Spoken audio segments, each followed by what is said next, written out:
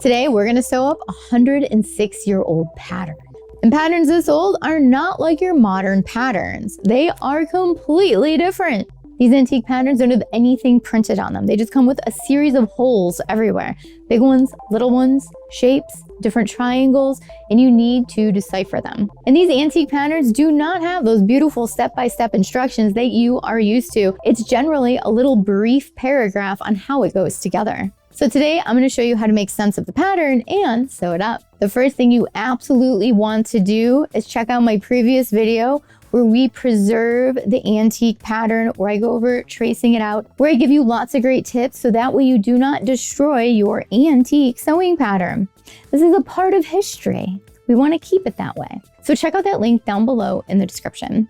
So the first thing we want to do before we start cutting out our fabric is take a look at all of the dots on your paper, and you need to figure out what they mean. So there's going to be a chart or a code within your pattern, and I find it helpful to go through right now and actually label what they're telling you to do, so that way throughout the process you don't have to constantly be looking at that chart. So the chart I'm talking about that decodes the marks is right here. Now the first one is 3 small triple dots. So it's telling us to lay on lengthwise fold of material. So this is telling us place on fold essentially. That's another thing about these patterns, since they're so old, that the language is a little bit different than you're used to. So I have those 3 dots right here, and this is telling us on fold. And it's that line there that's going to be on fold. There's another 3-dot triangle here, also telling us on fold. The next line in the chart says lines of 2 small perforations lay lengthwise of material. What this is telling you is that those 2 dots are your grain line. So in this piece here, we have the 2 small dots, 2 small dots, 2 small dots. Now this is telling us this is our grain line. So we can connect these together essentially and draw a line. We put an arrow on the ends just to tell us that this is our grain line. You can even write it on there so you don't forget. So I was looking on the bigger pattern piece for these dots for a grain line, and well, there isn't one, but there is one because on fold is also going to be your grain line. So these older patterns don't have a lot of those extra details in them. Those are just things kind of that you have to know from sewing. Just real quick before we move on, if you're enjoying Sewing Anastasia, make sure you like and subscribe. It really helps out the channel a lot. And if you want to learn more about sewing, make sure you check out our online and in-person courses. There's links down below for everything. Those are things you have to figure out as you're going along through these older patterns. The instructions are very minimal. The next line is saying this little triangle shape is match notches and letters, A to A, etc., enclosing seams. And then it says see front chart. So we're going to flip over the pattern. So now we're going to notice that the 1 notch is A and the 2 notch is B. And then if we come over here to this piece, there's 2 notches here, which is B. So we're going to label this pattern piece over here B, this one B on this side of the line, this one on A on that side of the line. You're also going to notice that they're telling you which side is center front and which side is center back. So I'm also going to label that on my pattern. So on this pattern piece here, we have 1 notch here, which is going to be A. And then over here, I have 2 notches. So this is going to be B. Now I'm going to grab my other skirt piece. So this long line here is a cut line. So on this side, we've got 2, which we're going to label B. And this side here, there's 1. We're going to label that side A. And while I'm at it, the A side is going to be center front. So I'm going to write front. And now on the other side of my pattern, it's going to be the back. So I'm going to go ahead and write back. Next, we're moving on to the 2 large circles. So the large double perforation, that's going to indicate gathering. So I'm going to go around the pattern, find those, and I'm going to write gathering next to them. So I'm going to be circling these big ones, and I'm going to write gathering. We have more here, here, here.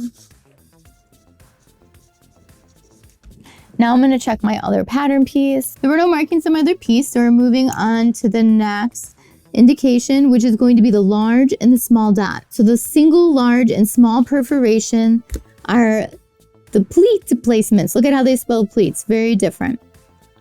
So we are going to go ahead and mark these as the pleats. So this pattern piece is the only one with those markings, and they start at the top, large and small, and they work their way down, large and small, large and small. This is because we're gonna wanna pleat the whole piece of fabric over. So I'm just going to draw a dashed line here from end to end for each one, just kind of helping me remember that these are my pleat folds. So that's through the big one. Now I'm gonna go through the small one. And I also have them over here on the other side, so I'm going to be marking these ones as well. And now I'm gonna mark the small dot. There we go. So now I have my pleat lines on here. Now that we have all of the marks indicated on the pattern, it's time to cut out our fabric. Now, I just spent some time looking over the cutting instructions because they are very confusing. Let's take a look at them. Now for laying it out, it's telling you to place this big piece on fold twice, the front and the back. And then it's also telling you to piece accordingly to width of material. I'm pretty sure that's telling you if your width of fabric isn't wide enough, you just need to essentially add a piece. Thankfully, our fabric is wide enough. I'm also going to notice that it says the regulation waistline is indicated by the single large perforation at center front of skirt on pattern number 1. So you find the dot and you measure. And then for the belt, cut a strip of material 4.5 inches wide and the required length. Well, what the heck is the required length, huh? You got to go back, and the required length of the pattern for the waist is 26 inches. Plus, you need seam allowance. So those are the instructions we're following for laying it out. And this right here is their layout. This is the big skirt piece, number 1. And then there's number 2 unfold, our belt, which is our waistband. And then number 3, which are these little flaps. So my fabric laid out, so there's 2 folds, one for the front, one for the back, and meeting in the center. And so now I can go ahead and cut this piece apart. Here we go. Essentially our whole skirt. Just a giant rectangle, but we have this really cool detailed shape up here. So I need to cut into this line here. And this is going to be the section where I sew those pleated pieces into it. So I'm gonna go ahead and cut straight up, and then I'm gonna cut into this shape here.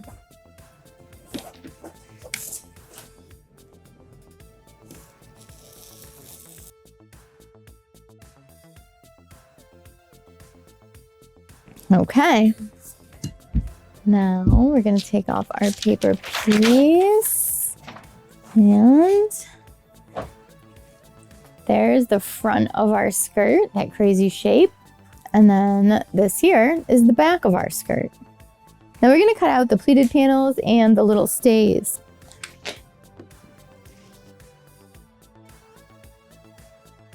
Now my instructions told me to place this on fold, but I know we need 2 of them, and I don't want to go back and open up the fold later, so I'm just cutting 2 of it.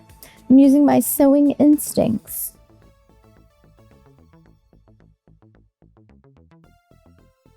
Now we have one last piece to cut out, and that's going to be the waistband. It's 4.5 inches wide by the length of your waist plus seam allowance. So here are all the pieces cut out. This giant one here is the skirt body. I've got those funky flaps and slits cut into here. These here are the 2 pleat panels that are gonna go into the slits. Here are the stays and the waistband. And I've also interfaced these as part of me adding a bit of a modern touch to it. So that way it stays nice and reinforced. There is nothing in the instructions about interfacing. Okay, so let's check out these instructions. It is all right here in this paragraph. So let's try and decipher this and decide what we want to do and, maybe what we want to change. So first it's saying slash left side of skirt along line of triple small perforations and finish for placket. So this would be the opening of the skirt, how you're getting in and out of it. Now I've already got a giant side down the skirt that I'm going to be sewing up because right now it's flat. I'm going to use that as my opening section. So I'm going to skip that step. And next we're going to insert sections of skirts notched and make 3 backward turning pleats. Okay, So that step did make complete sense. We are going to take those pleated panels, we are going to match up our notches, and we are going to sew them in those sections, creating 3 backward turned pleats on each one. So now we're going to sew the sides of the pleated panel to the sides of the skirt. We'll pleat it all together up here, and then we can work with our U shape here. So when I was sewing in my panels, I also went ahead and serged all my edges so I have a nice clean finish. You might be thinking, Anastasia, they didn't have a serger then. Well, industrial sergers did exist. They came around in the 1880s, and I actually have one. Check out how cool this is. I have both of my panels sewn in, and now we're gonna pleat both panels. And again, we're doing the backwards folding pleats, which are essentially knife pleats. We're just folding them towards the back of the skirt. Before I start pleating, I'm going to be using the marks on the pattern, so that way I know where the pleats are going to be. And there's also a couple of marks on the other skirt pattern panel, so I'm gonna grab that as well. Now that I have my marks in there, we can match them and pleat this up.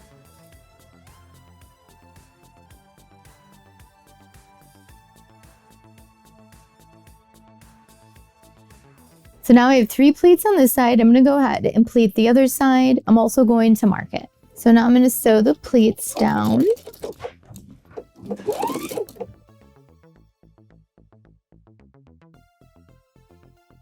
And I'm gonna do the same thing to the other side. So now I've got those pleats in there, so let's check out the next step. Next, we're gonna bind the edge of opening at each side, arranging the stay, piece number 3, underneath the opening with the straight edge at top, and then stitch together close to binding. And if you're wondering, what the heck does that all mean? Let me show you. So what those instructions are telling us to do was bias bind this opening here, and then we're going to take the stay, that's this piece here, and we're gonna place it behind it. And then we're going to stitch right around the edge of the bias binding to keep it all in place. And this is acting as a reinforcement for something to hold it all together. Now, hear me out here. Wouldn't this be cute as a flap over the top of it, just holding it all together? Or we're going through all this work. Why not just make this a double welt pocket with a flap? There could be some awesome options here if I make the skirt again. But for now, we're going to follow their instructions. So I'm kind of wondering, why didn't they tell me I needed some bias binding or something to finish that edge with earlier, or in some sort of supply list? Well, supply list doesn't really exist, minus how much fabric you need, because there's also a closure on the side of it, presuming it's either buttons and buttonholes or some sort of clasp or hook and eye to keep it shut because of the time period. So I'll also need something like that, so that way we can keep our skirt on. So the point is, just make sure you're fully reading through your pattern and all the sewing steps, so that way you don't miss any supplies that you might need. So we have the binding going all the way around that opening, and I've got the stay on the back that it is stitched to keep it all down. And then you can see that the pleats are coming out of the binding, out of the opening, because we sewed that pleated panel in. When I was sewing mine together, I ended up with a gap here, which I wasn't super happy about, and I don't love the corners. I tried a few different ways on this one to make them work. Now let's take a look at the original sketch. And when we're looking at this sketch, you can see that their binding perfectly meets together. And if we take a really close look, it looks like they have like hand embroidered little triangle ends on that like top of the pocket here, like where the binding ends, which would make complete sense because the binding would just go up to that point, it would stop, and they're finishing the end with like a hand embroidery. Now the instructions do not mention anything like that. Maybe this is just a creative, artistic direction in the drawing here. Who knows? So that's the thing about these antique patterns, is that they're not giving you all of those details. You're going to take it and you're going to make it into your style with your own little detail. Maybe someone sewed up this skirt a long time ago and they added a little lace around that opening too. That could also be a really nice little detail. So with these antique patterns, it's really up to you to interpret the design. So essentially our last step here is Gather upper edge of skirt along double large perforations and stitch 1.5 inch wide belting underneath upper edge of skirt with ends meeting at placket, and then we need to arrange the belt around the waist and fasten ends at the left side. And then our skirt is complete.